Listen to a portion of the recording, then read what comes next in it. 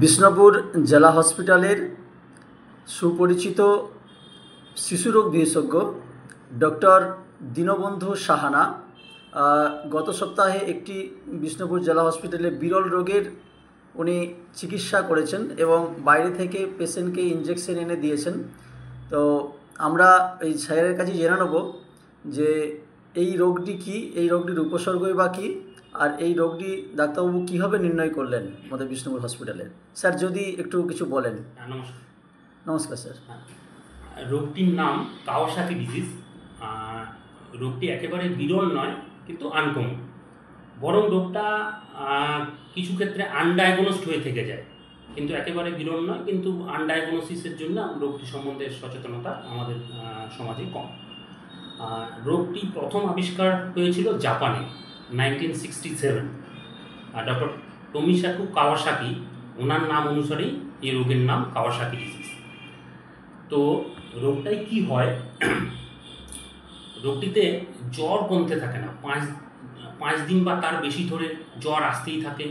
জ্বরের সাথে আরও কিছু কিছু সিমটম থাকে যেটা অন্যান্য ডিজিজের থেকে একটু আলাদা। যেমন জ্বরের সাথে বাচ্চা প্রচণ্ড রকম ইরিটেবল থাকে, এক্সট্রিম ইরিটেবিলিটি। তার সাথে চোখ লাল হয়ে যাওয়া, একটা কনজাংটিভাইটিস। কিন্তু এই কনজাংটিভাইটিসটা নন পুরুলেন্ট। ইউজুয়ালি কনজাংটিভাইটিস হলে পুজ বেরোয়, কিন্তু এটা নন পুরুলেন্ট কনজাংটিভাইটিস, শুকনো কনজাংটিভাইটিস, কোনো রকম পুজ হয় না। তার সাথে ঠোঁট খুব লাল হয়ে যায়, ক্র্যাকড হয়ে যায়, ফেটে যায়। জিভ খুব লাল হয়ে যায়, যেটাকে ডাক্তারি ভাষায় বলে স্ট্রবেরি টান। ঠোঁট মুখ লাল হয়ে যাওয়া, গলা ফুলে যাওয়া, গলার গ্ল্যান্ড ফুলে যায়। সামটাইম কখনো কখনো গলার একটা দিকের গ্ল্যান্ড এতই বড় হয়ে যায় যে প্রাথমিকভাবে মনে হবে মাম্পস, কিন্তু সেটা সার্ভাইকাল লিম্ফোডেনোপ্যাথি, গ্ল্যান্ড ফুলে গেছে। গায়ে র্যাশ বেরোয়। নখে নেলে একটা টিপিক্যাল চেঞ্জ হয়, যেটা আমাদের ডাক্তারিতে বলে অরেঞ্জ ব্রাউন ক্রোমোনিকিয়া। অর্থাৎ মেহেন্দি পড়লে ঠিক যেরকম হয়, নখে ঠিক মেহেন্দির মতো একটা রং পাওয়া যায়। হাত এবং পা খুব ফুলে যায়, হাত পাগুলো খুব ফুলে যায়। এবং ইন্টারেস্টিংলিভাবে পায়খানার জায়গার আশেপাশে, যেটা পেরিঅ্যানাল এক্সকোরিয়েশন বলি আমরা, পায়খানার জায়গার আশেপাশে চামড়া উঠে যায়, একটা ঘায়ের মতো হয়ে থাকে। এই মোটামুটি রোগের সিমটম।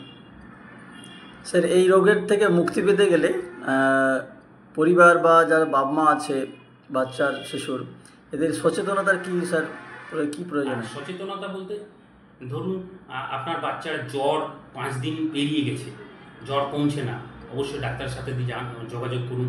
অথবা জ্বরের সাথে আমি যে সিমটমগুলো বললাম, চোখ লাল হয়ে গেছে, ঠোঁট মুখ লাল হয়ে গেছে, জিভ খুব লাল হয়ে গেছে, গলার কোনো গ্রন্থি ফুলে গেছে, গায়ে র্যাশ বেরিয়েছে, তার হাত পা ফুলে গেছে, তার সাথে বাচ্চা খুব ইরিটেবল আছে, এই ধরনের যদি আপনি সিমটম পান, তাহলে অবশ্যই ডাক্তারের সাথে যোগাযোগ করুন। এই রোগের চিকিৎসা আছে। খুব প্রথমেই বললাম রোগটি খুব রেয়ার নয়। এই রোগের চিকিৎসা আছে। এই চিকিৎসাতে রোগী সম্পূর্ণ সুস্থ হয়ে যায়।